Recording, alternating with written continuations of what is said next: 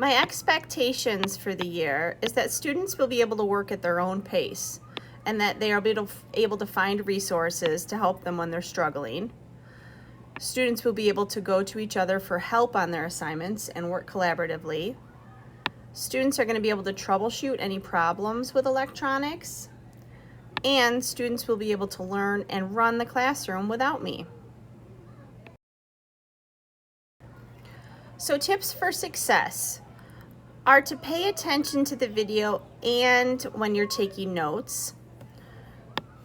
Also, I want you to be able to push pause on the video, and then you can use that to take notes.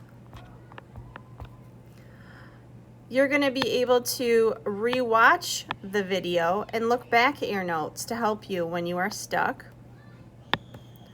I want you to set goals for what lesson you would like to finish that day. I want you to use the strategies that you have learned. And most of all, I want you to believe in yourself.